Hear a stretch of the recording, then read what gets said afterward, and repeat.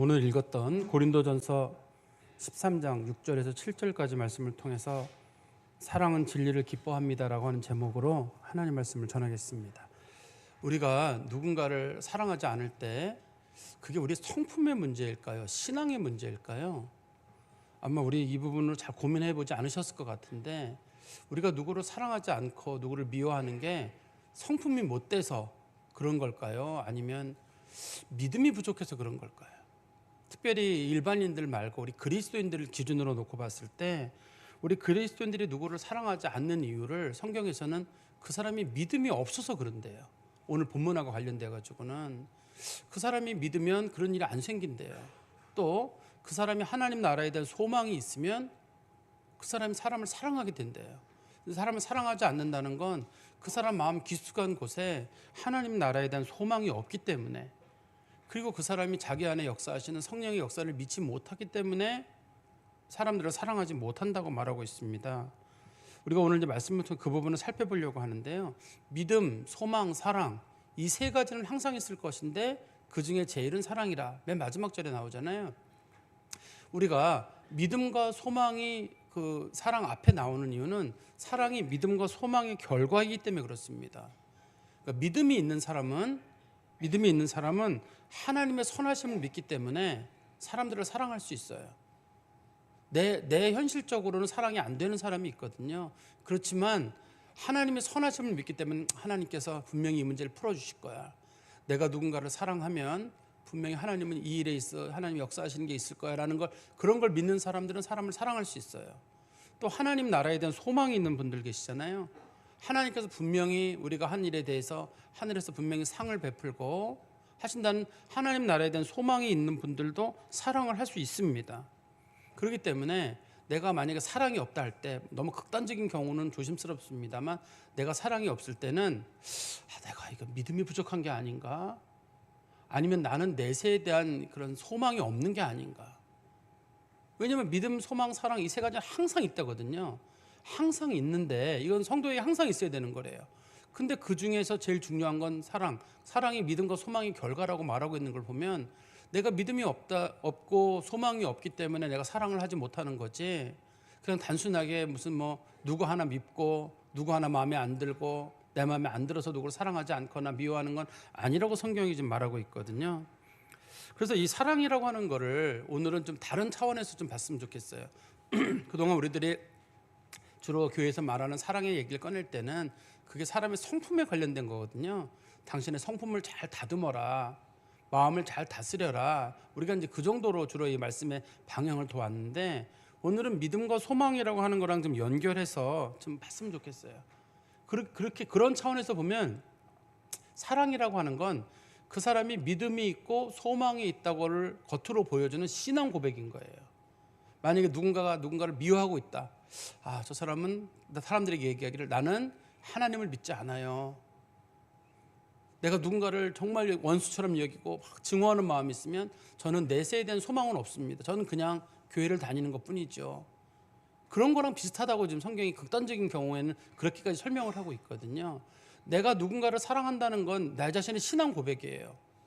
신앙 고백이기 때문에 하나님을 믿는 사람들은 하나님을 믿기 때문에 하나님의 선하심을 믿으니까, 그래 어쨌든 하나님이 푸신다는 마음 때문에 사랑할 수 없는 사람도 사랑하고, 그래서 예수님께서도 원수를 사랑하고 너희를 박해하는 자를 위해서 기도하라 하신 말씀도 그런 뜻인 것 같습니다.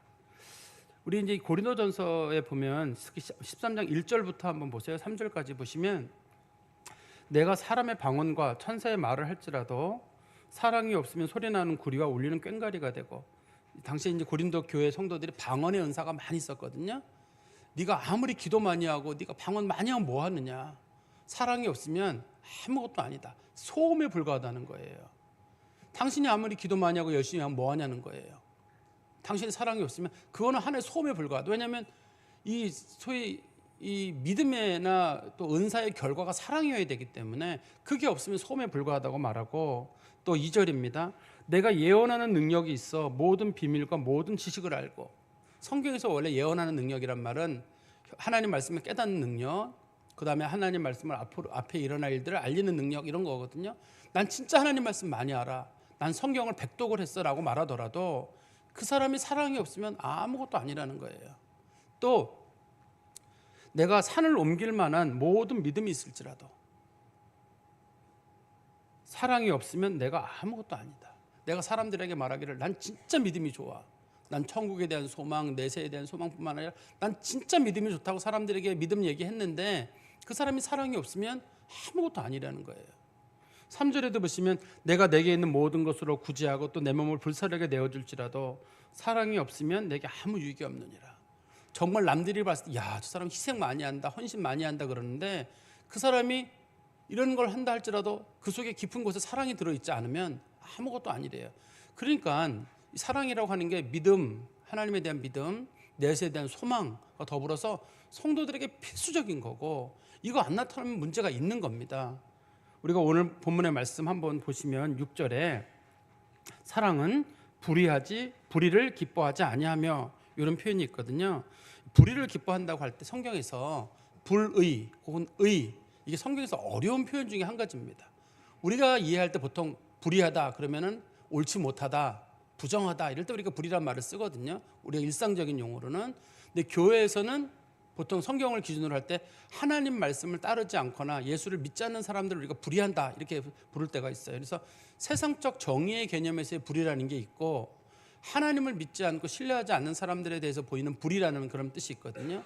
그런데 이 본문에 보면 고린도전서에서 맥락에서 보면 불의라는 말이 다른 뜻으로 쓰이고 있습니다. 당시 이제 고린도 교회는 분쟁이 있었어요.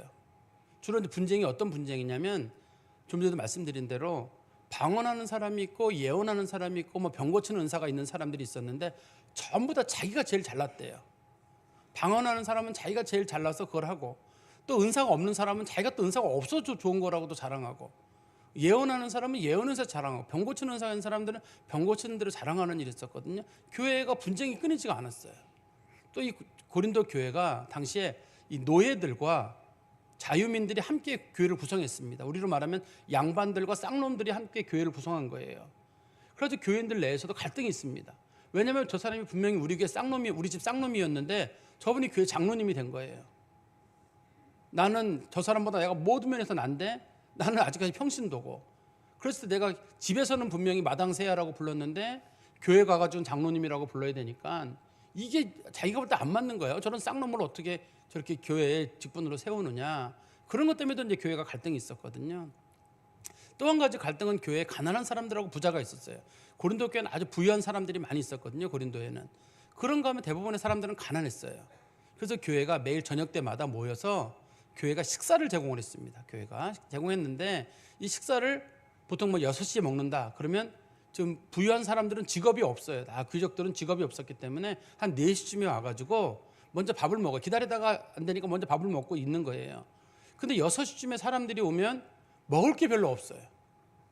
먹을 게 별로 없으니까 사도 바울이 그들에게 얘기하기를 그렇게 배고프면 집에서 먹고 와라 부자들. 가난한 사람들 그거 한 끼 먹으려고 교회 저녁 때까지 오는데 그걸 못 기다리느냐고. 배고프면 좀 집에서 먹고 오고 교회 와가지고는 그렇게 좀 질서를 좀 지켜라 이렇게 말하고 있어요. 그러니까 교회가 이런 여러 가지 일로 인해서 교회에 갈등이 있었거든요. 그래서 본문에서 불의를 기뻐한다는 말은 당시에 교회 내에 서로 갈등이 있는 어떤 그룹이 있는 거예요. 근데 이 그룹이 있는 사람들이 상대편 사람이 안 되면 그걸 너무 좋아하는 거예요.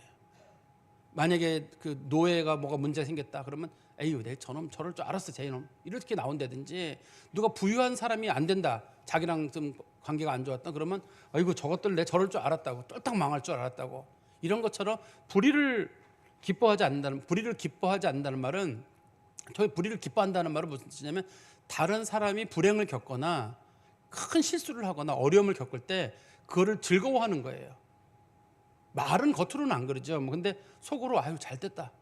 특별히 사람들 자기랑 경쟁 상대에 있는 사람이나 그런 사람들 같은 경우 은근히 안 되기를 바라고 안 됐을 때 그게 기분이 좋은 거예요. 이게 지금 우리 사회의 문제이기도 할 거거든요. 우리 사회도 지금 그런 면이 있어요. 사회가 지금 양분돼 있기 때문에 내가 원하는 사람이 체포가 됐다. 너무 기분이 좋을 수가 있어요. 내가 원하는 사람이 원하지 않는 사람이 체포가 됐다. 그러면 또 기분이 원하지 않는 사람이 체포되면 기분이 좋고 내가 원하는 사람이 체포가 되면 기분이 안 좋고 내가 좋아하는 사람이 그래서 지금 똑같은 상황 지금 국가의 여러 가지 상황을 놓고 봤을 때도 사람들이 자기가 원하는 사람이냐 원하지 않는 사람이냐, 좋아하는 사람이냐 좋아하지 않는 사람이냐에 따라서 기분 여부가 달라지는 거예요. 성경에서는 사람들에 대해서 좀 나와 경쟁 관계에 있거나 내가 싫어하는 사람이거나 내가 좋아하는 사람에 대해서 그렇게 좀 내 사람 네 사람 따지지 말고, 다른 사람이 불행을 겪으면 참 안 됐다, 좀 불쌍하다, 측은하다, 이렇게 좀 측은한 마음을 가져야 되는데, 지금 우리 사회도 아주 첨예한 입장에 놓이다 보니까 고린도 교회 성도들이랑 상황이 똑같아요. 제가 여러분들에게 여러분들과 정치적 입장이 다른 분이 어려움을 겪는다면 여러분 마음 아파하세요 할 때, 목사님 저는 왠지 기분이 좋아요, 이럴 수가 있고, 좀 살 것 같다고 이런 분들이 계실 수가 있어요. 그건 성도들의 마음의 태도는 아닙니다. 교회를 안 다니는 일반인들에게는 그런 태도가 있을지 모르지만, 인간은 인간의 불행을 즐거워하거나 기뻐하거나 해서는 안 되거든요. 우리가 나랑 그 사람이 친하냐 친하지 않느냐는 별로 중요하지 않아요. 그래서 로마서 12장 15절에 보시면, 로마서 12장 15절에는 즐거워하는 자들과 함께 즐거워하고 우는 자들과 함께 울라. 누가 즐거운 일 있으면 같이 즐거워해주고, 누가 슬퍼할 일 있으면 같이 슬퍼해주고, 그래야지. 그게 인간의 도리지. 나랑 사이가 안 좋다고 해가지고 그 사람 안 되는 거 좋아하고, 나랑 친한 사람에서 잘 되는 거 좋아하고, 그러지는 말라는 거죠. 성도는 어떤 경우에 있어서 의견 차이가 있을 수 있어요. 성도 내에 의견 차이가 있다고 해서 그 사람하고 적이 되지 않았으면 좋겠고, 설령 그 사람하고 적이 됐다 할지라도, 사이가 안 좋은 사이가 됐다 할지라도 그 사람을 선대하여서 잘 대해가지고 그 사람이 변화가 될 수 있도록. 그러니까 그리스도인들이 그 사람이 그 나쁜 사람이고 나는 관계가 안 좋아요, 나한테 모질게 구는 사람이 있거든요. 그래도 그 사람에게 잘 대해주라는 거예요. 그래서 그 사람이 변화가 되고 그 사람이 구원을 받고 하나님의 백성이 될 수 있도록 그 사람이 부끄러워할 때까지 하라는 거죠. 그래서 선으로 악을 이기고 정의로, 그 사람은 분명히 불의를 행했지만 나는 정의로 그 사람을 대하라고 말합니다. 우리 로마서 12장 19절부터 21절에 보면 그 말씀이 있는데요. 로마서 12장 19절 21절입니다. 내 사랑하는 자들아, 너희가 친히 원수를 갚지 말고 하나님의 진노하심에 맡기라. 기록되었을 때 원수 갚는 것이 내게 있으니 내가 갚으리라고 주께서 말씀하시니라. 내 원수가 줄이거든 먹이고 목마르거든 마시게 하라. 그리함으로 내가 숯불을 그의 머리에 쌓아 놓으리라. 악에게 지지 말고 선으로 악을 이기라. 숯불을 머리에 쌓아 놓는다는 말은 그 사람을 아주 부끄럽게 만든다는 거거든요. 아주 부끄럽게 만들어서 그 사람이 나중에 와서 내가 잘못했어요, 내가 당신 마음을 몰라봤어요, 이렇게 할 때까지 아주 선한 마음으로.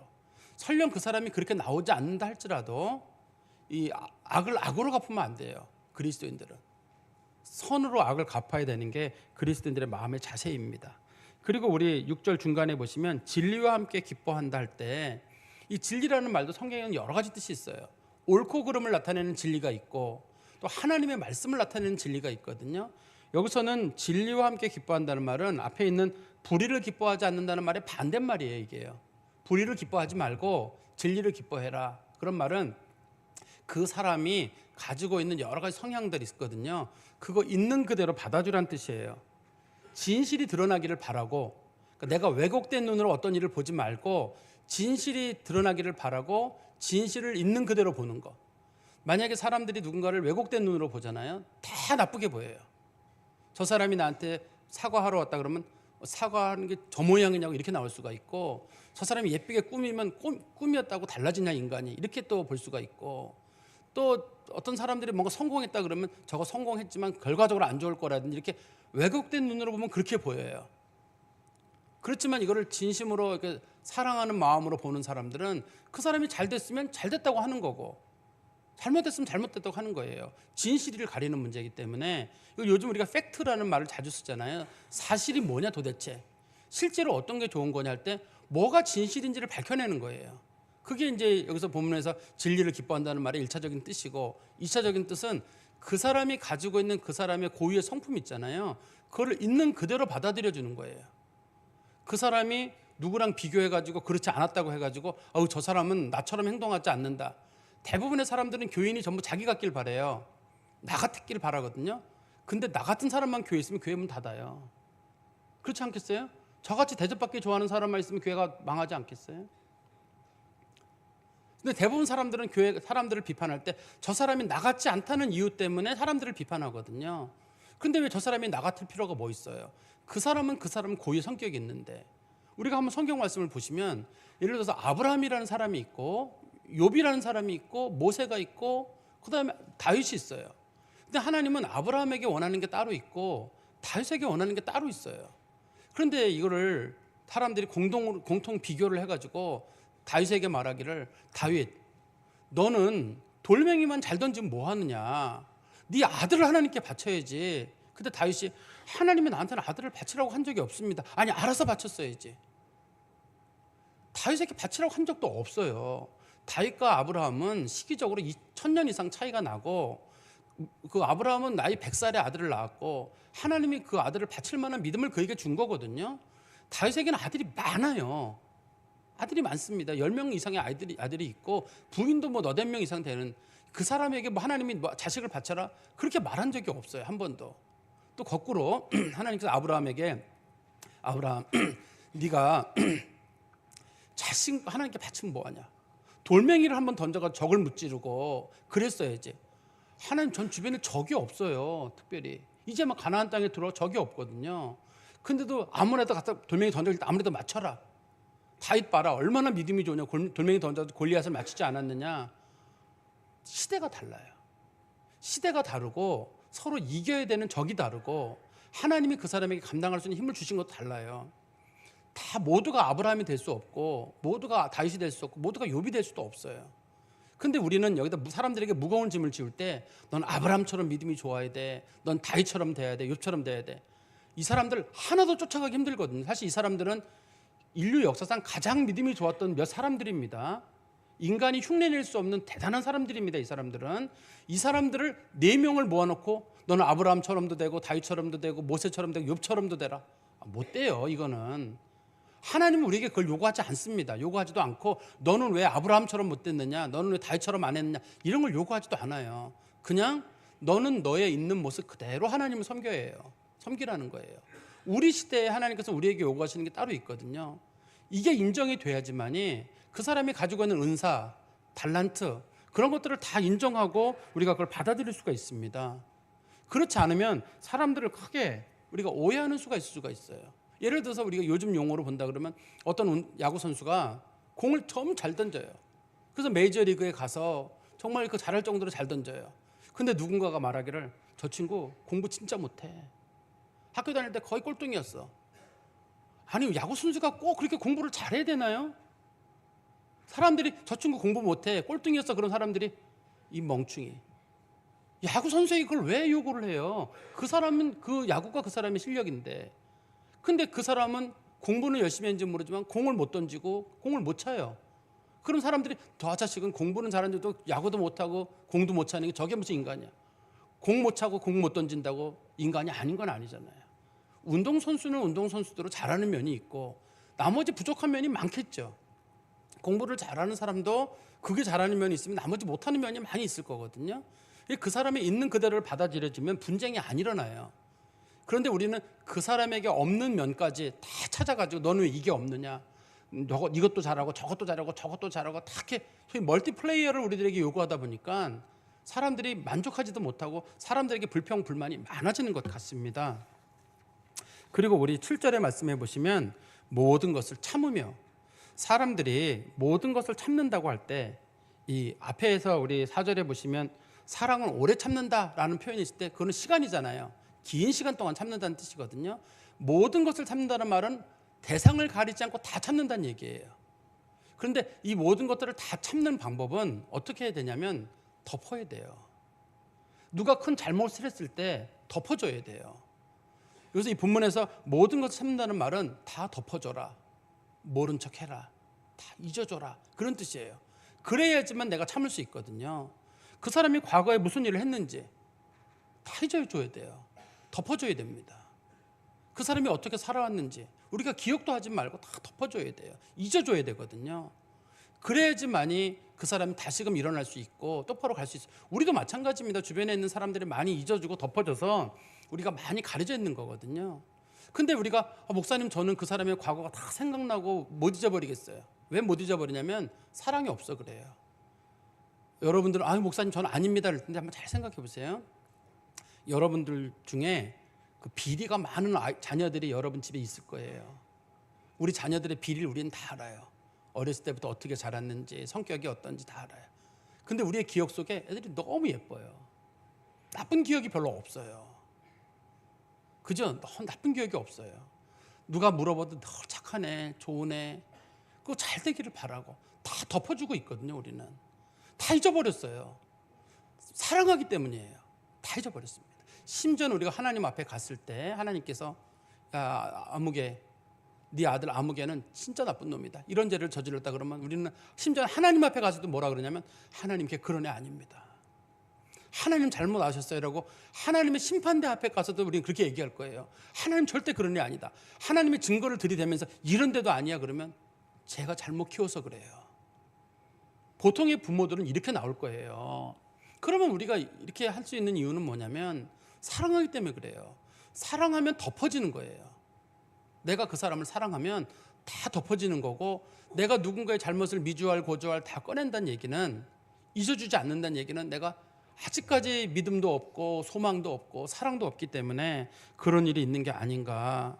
하나님께서는 반드시 이 하나님 뜻 안에서 덮어주고 잊어주고 하는 사람들, 또 우리에게 참 이렇게 힘겹게 하는 사람들이 있잖아요. 우리에게 그렇게 하는 사람들이 있거든요. 덮어주면 하늘의 상이 있습니다. 하늘의 상을 성경에서 소망이라고 하거든요. 하나님 나라의 상을 바라고 다 덮어주는 거예요. 못 덮어줄 사람들도 덮자, 하나님 아신다 하고 덮는 마음이 우리 가운데 있어야 된다는 뜻입니다. 그리고 우리 7절 다시 중간에 보시면 모든 것을 참으며 다음에 모든 것을 믿으며 라는 말이 있어요. 사실 사람들이 모든 걸 다 믿으면 맹신자죠. 맹신자, 광신자라고 사람들이 부를 텐데, 여기서 모든 것을 믿는다는 말은 이 본문의 맥락에서는 믿어주란 뜻이에요. 그 사람이 나를 속일 때도 있어요. 사실 여부는 잘 몰라요. 그냥 믿어주는 거예요. 하나님이 우리를 믿어줘서 여기까지 우리가 와 있거든요. 우리 주변에 우리 부모들이 우리를 잘 믿어도 여기까지 왔어요. 그러니까 우리가 누군가를 믿어주고 또 믿어주다 보면 사람들이 대부분 우리 믿어주는 대로 잘 되더라고요. 그런데 우리가 믿어줘서 사람이 바뀌는 게 아니라 우리가 그 사람을 믿어줄 때 그래 하나님이 저 사람 고치신다, 하나님 바꾸신다고 하는 하나님께 맡기는 마음으로 믿어주는 거예요. 우리는 그 사람의 잘못을 알죠. 어떤 때는 모르기도 하고, 그렇지만 그럴 때도 우리는 하나님께서 분명히 바꾸신다, 하나님이 역사하시면 된다 하고 우리는 모른 척하고 그걸 그냥 맡겨주는 거예요. 그래서 이 본문에서 모든 것을 참는다는 말과 모든 것을 믿는다는 말이 같은 뜻일 거예요. 하나님의 뜻을 알고 하나님께 맡기기 때문에 그래서 덮어줄 수 있고 모른 척할 수 있고 그리고 믿어주는 거예요. 그래야지 교회가 분쟁이 안 일어나죠. 똑똑한 사람들은 하나하나 다 지적하죠. 이거 잘못하고 저거 잘못하고, 누가 거짓말하는 것 같은데도 모른 척하고 굳이 밝히지 않고 그래 덮어줘야지만 이 교회가 평화로워지는데, 고린도 교회 교인들은 그렇지 못했나 봐요. 사람들의 흉어물들을 잘 찾아냈던 것 같습니다. 그리고 우리 7절 다시 맨 끝부분에 보시면 모든 것을 바라며 라는 말이 있거든요. 모든 것을 바란다는 말은 항상 어떤 일에서 희망을 갖고 본다는 뜻이에요. 그 사람에 대해서든 내 일에 대해서든 긍정적인 마음을 가지고 바라보는 거예요. 어떤 일을 부정적으로 바라보는 게 아니라 긍정적인 마음을 가지고, 그래 뭐 하나님께서 저 사람 바꾸면 좋은 사람이 될 수 있지, 또 내게 처한 상황들도 부정적인 상황이지만 하나님께서 분명히 바꾸시면 개전의 여지가 있다, 바뀔 여지가 있다는 마음을 가지고 우리가 좀 많은 부분에 있어서 긍정적인 마음과 희망을 갖는 거예요. 이것도 역시 마찬가지로 믿음과 소망과 관련이 된 겁니다. 그 사람이 잘 될지 잘못될지 내가 어떻게 알아요? 아무것도 모릅니다. 우리는 모르지만 하나님께서 어떻든 간에 그 사람이 역사하시면 하나님 바꿀 수 있잖아요. 하나님이 못 바꾸는 사람은 없어요. 그렇기 때문에 우리가 그래 하나님 바꿀 거야 라고 하면서 우리가 믿어주고 또 긍정적으로 봐주고 잘 될 거야 라는 그런 마음을 가져주는 거예요. 자기 자신에 대해서도 마찬가지고 다른 사람들에 대해서도 마찬가지입니다. 우리가 긍정적인 눈과 희망의 눈으로 보면 많은 것들이 바뀔 수가 있거든요. 사실 한번 잘 돌이켜 보세요. 하나님도 우리를 믿어주셔요. 우리가 하나님을 믿기도 하지만 우리가 죄를 많이 짓고 부족한데도 하나님께서 우리 믿고 우리를 놔둬요. 우리가 커가도록 놔주는 면이 있거든요. 그리고 우리의 부모들은 우리를 믿어주는데 너무 현실감이 없어요. 부모들이 자식에 대해서 희망을 갖고 할 때 현실감이 없어요. 남들이 볼 때는 쟨 틀렸어요, 공부하기는. 근데 부모들은 현실감이 없고 사랑하기 때문에 우리 애는 잘 될 것 같아요. 희망이 있을 것 같아요. 점수 보고 상황 보고 아유 틀렸어요. 그런데 부모들은 믿기 때문에 기도하고 잘 될 거야라고 애 혹시라도 마음이 낙심할까 싶어서 격려해주고 잘 될 거야 좀 기다려보자 해보자 이렇게 하는 게 이거 사랑하는 사람들의 태도입니다 이게. 근데 남들은 옆에서 우리를 보면서 그럴 거예요. 아이 목사님 그만하세요. 틀렸습니다. 가능성이 없어요. 우리는 사랑하기 때문에 잘 되기를 바라는 마음이 거기 있어요. 여기서 본문에서 모든 것을 바란다는 말은 잘 되기를 바라는 마음이란 뜻이에요. 잘 되기를 바라는 마음을 가지고 그 사람이 잘 되기를 놓고 기도하는 거예요. 왜냐하면 이유는 분명해요. 내가 사랑하기 때문에 그 사람을. 그리고 어떤 사람이 나랑 사이가 안 좋은 경우는 하나님이 어떻든 나도 사랑하고 그 사람도 사랑하잖아요. 같은 교인들인 경우는 하나님이 나만 사랑하는 게 아니지 않습니까? 그 사람도 사랑하니까 그래 하나님이 하실 거야. 하나님이 고쳐주시고 하나님 바꿔주시고 하나님이 하실 거야. 하나님이 나만 사랑하는 그 사람도 분명히 사랑하기 때문에 우리가 인간끼리도 사랑하면 그렇게 희망을 갖고 변화에 대해서 희망을 갖고 있는데 그 사람을 사랑하고 나를 사랑하는 하나님께서 그냥 두시지는 않을 거거든요. 그러니까 분명한 마음으로 하나님 바꾸신다는 소망 가운데서 우리가 기다리는 것, 그래야지만이 교인들 가운데 분쟁도 없을 것 같아요. 그리고 맨 마지막에 보시면 모든 것을 견디느니라. 모든 것을 견딘다 그러면 사람들은 인내한다고 생각해가지고 몸에 뭐 사리가 생길 정도로 그냥 참고 참을 인자 세 개면 뭘 이겨내고 뭐 이런 식으로 이걸 수동적인 인내라고 하거든요. 어떤 외부적인 압력이 왔을 때 내가 잘 견디고 오래 견디고 뭐 그런 것들을 오래 참는다고 말하는데 여기서는 그런 거랑은 조금 달라요. 여기서는 우리가 이제 능동적인 견딤이라고 하거든요. 하나님 나라의 소망을 바라보고 내가 이것을 잘 견디고 참았을 때 하나님께서 분명히 그것에 대해 상을 주실 줄 믿고 견디는 거예요. 최근에 제가 이제 운동 선수들 하는 거 유튜브 같은 거 보는 일이 있어요. 무슨 뭐 세계 대회든지 뭐 아시안 게임이든 이렇게. 그러면 그 선수들이 어떻게 생활하는 걸 한번 보니까 운동장을 하루에 뭐 몇십 바퀴 돌아가지고 한 20km씩 달리더라고요. 20대 여자들이 운동 선수들이에요. 야, 저 20km 어떻게 저도 한 5km만 달려도 힘든데 저 어떻게 저렇게 달리느냐. 근데 그 사람들 힘들어가지고 쩔쩔매더라고요. 그 사람들도 숨이 막 턱까지 차나 봐요. 특히 맨 마지막에는 막 세게 달려야 되니까 힘이 막 그 힘이 빠지고 숨이 막 차는 것 같아요. 근데 그 사람들한테 왜 합니까? 그러면 대회 나가려고요. 대회 나가서 메달 따려고 해요. 메달 따려고 열심히 하는 거예요. 힘들어요. 쉬운 일 하나 없습니다. 운동도 힘들고 다 힘들어요. 뭐든지. 근데 힘들 때 하는 이유는 그걸 견디고 나면 상이 있는 거예요. 근데 그 사람이 중간에 견디기 싫어서 중간에 그만두면 그냥 운동을 했던 어떤 사람인 거예요.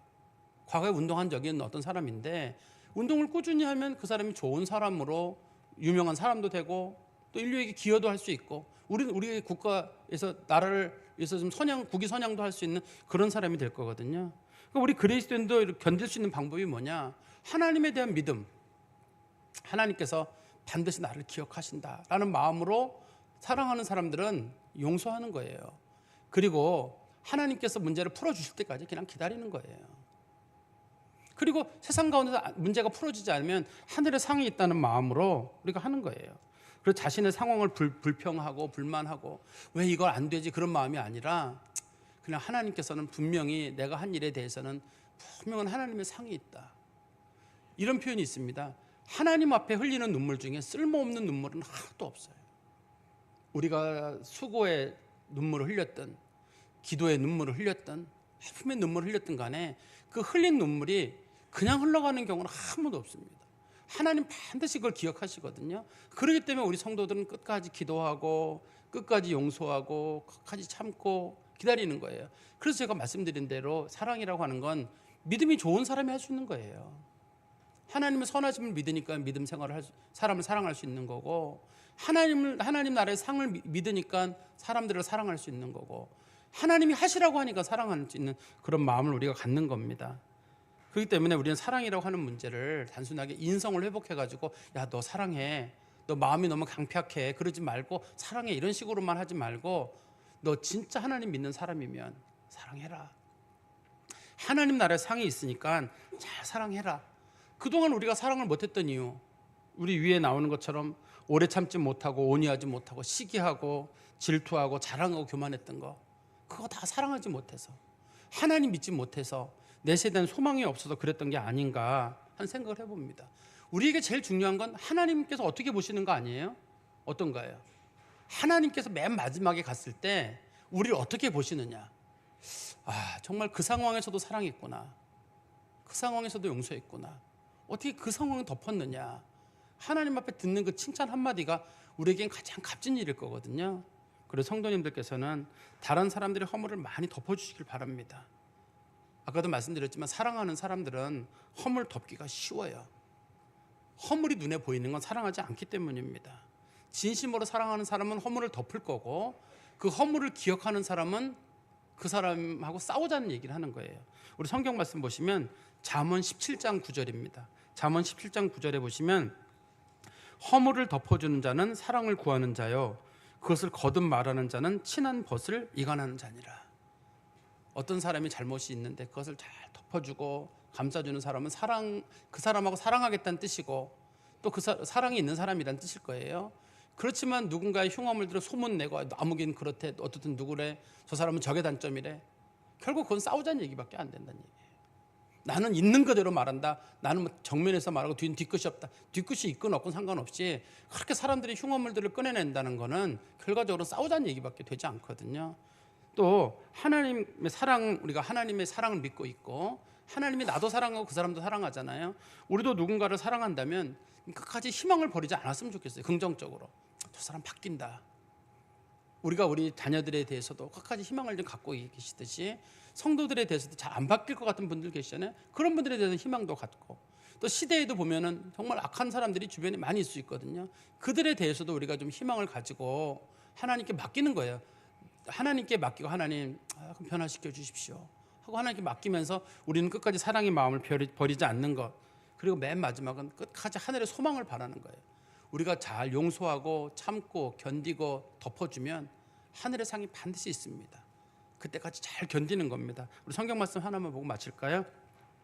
로마서 8장 17절 18절입니다. 로마서 8장 17절 18절. 자녀이면 또한 상속자 곧 하나님의 상속자요 그리스도와 함께한 상속자니 우리가 그와 함께 영광을 받기 위하여 고난도 함께 받아야 할 것이니라. 생각하건대 현재의 고난은 장차 우리에게 나타날 영광과 비교할 수 없도다. 우리 그리스도인들이 잘 참고 견디고 용서하고 사랑하면, 사랑할 수 없는 상황에도 사랑하면 하나님 나라에 큰 영광이 있다고 합니다. 이 소망 가운데 사시기를 간절히 소망합니다. 기도하겠습니다. 하나님 아버지, 주님께 감사합니다. 저희들이 예수를 믿는다고 하고 하나님 나라에 소망이 있다고 했지만 저희가 사실은 그 부분에 많이 부족했던 것 같습니다. 하나님께서 분명히 선한 길로 다 인도하실 터인데, 하나님께서는 분명히 다 기억하실 터인데, 우리가 그것을 믿고 있으면 어찌 사랑하지 못하고 어찌 용서하지 못하겠습니까? 우리가 여전히 믿음이 부족하고 내 세에 대한 소망이 부족하고 하나님 나라에 대한 상에 대한 기대감이 적어서 우리가 쉽게 분노하고 용서하지 못하고 살아갔던 것은 아닌가, 그런 생각을 해봅니다. 하나님 아버지, 다시금 저희들의 믿음을 회복시켜 주시고 그리스도의 선하심을 기억하게 하시며 하나님 나라의 상을 기억하고 용서하지 못할 자들, 분쟁하고 있는 사람들 누구라도 다 끌어안을 수 있는 믿음의 성도들이 되게 하여 주시옵소서. 예수 그리스도의 이름으로 기도하옵나이다. 아멘.